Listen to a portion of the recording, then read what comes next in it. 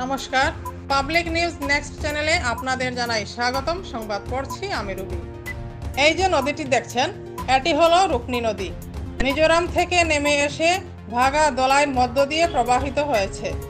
রুকনি নদীর উপর স্থানে গড়ে তোলা হয়েছে বাঁশের সাঁকো।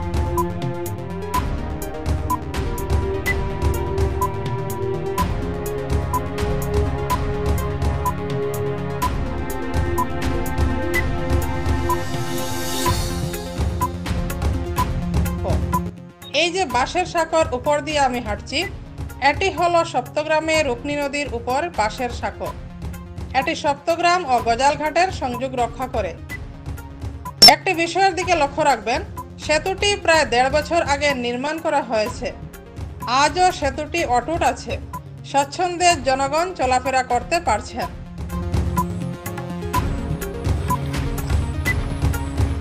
অন্যদিকে দেখুন, ভাগাবাজারে রুকনি নদীর উপর গত 15-20 দিনে 2টি বাঁশের সাঁকো নির্মাণ করা হলেও এগুলো ভেসে যায় নদীর স্রোতের তুড়ে।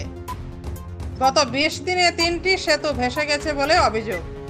সপ্তগ্রাম ও ভাগাবাজারে 2টি স্থানেই রুকনি নদীর উপর বাঁশের সাঁকো তৈরি করা হয়েছে। সপ্তগ্রামের সাঁকোটি 1.5 বছর ধরে টিকে আছে, অথচ ভাগাবাজারের সাঁকোগুলো 3-4 দিনও স্থায়ী হচ্ছে না। এর পেছনে কি কারণ রয়েছে, এ নিয়ে স্থানীয় জনগণ কি কথা বলেন, বিস্তারিত দেখতে থাকুন পাবলিক নিউজ নেক্সট চ্যানেলের ক্যামেরায়। সপ্তগ্রাম রুকনি নদীর উপরে যেটা বাঁশের ব্রিজ আছে, এটা এখনো পর্যন্ত ভাঙে না। আজকে 2 বছর হয়ে গেছে। আর আমরা এই বাগাবাজার তিমুকার রুকনির উপরে এই ব্রিজটা 3বার বানানি হইল, 3বার ভাঙ্গা হইল। এটা কোন ধরনের বানানি হয়? যারা বানায় এটা ফুলটা বানান না, তো তারা খালি এটার উপরে ব্যবসা করতে চায়। আজকে লাগাইয়া 3বার ভাঙ্গিয়া লই ফুলটা। কারণটা কিটা? আমরা যাওয়া হওয়ার অসুবিধা। দেখো প্রচুর মানুষ আছে, ছাত্র আছে, তারা সকাল অনেক নিচেই বানানি হয়েছে, যার কারণে জল আইতেও ধরিলে। আর খাসটাও তো নিম্নমানের বাঁশের খাজ হইলে কিন্তু একটা নিম্নমানের খাজ হয়েছে, যার কারণে পানির খালি ইশারা লাগতো ভাঙিয়ে যাই গিয়া।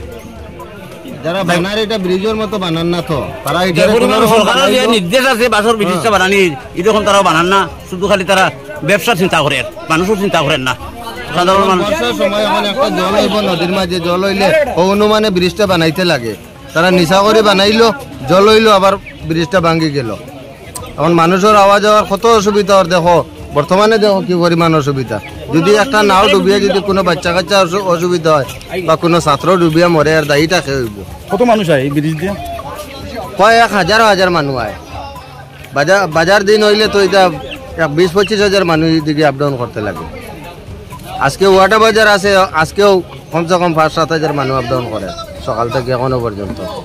এখন যদি এই নৌকা থেকে কোনো অঘটন হয়, এর দায়ীটা খেয়ে হইব। যারা ব্রিজ বানার তারা হইব না পাবলিক হইব? সে হইব না যারা খেওয়া দেয় তারা হইব?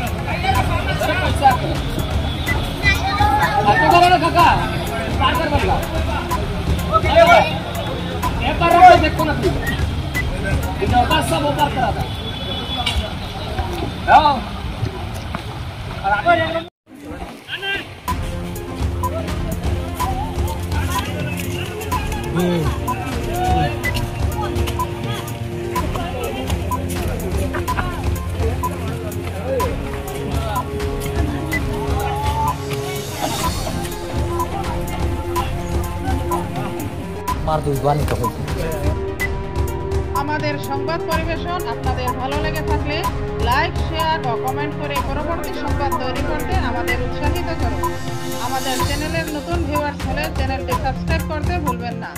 পাবলিক নিউজ নেক্সট চ্যানেলের পক্ষ থেকে আপনাদের জানাই ধন্যবাদ। এতক্ষণ আমাদের সঙ্গে থাকার জন্য আপনাদের জানাই আন্তরিক অভিনন্দন, প্রীতি, শুভেচ্ছা ও ভালোবাসা। পাবলিক নিউজ নেক্সট নিউজ চ্যানেলটিকে বাড়িয়ে নিয়ে যেতে আপনাদের পরামর্শ, সাহায্য, সহযোগিতা একান্ত কাম্য। আপনাদের আশীর্বাদ আমাদের নিউজ চ্যানেলটি আগামী দিনে আরও বাড়িয়ে নিয়ে যেতে সাহায্য করবে।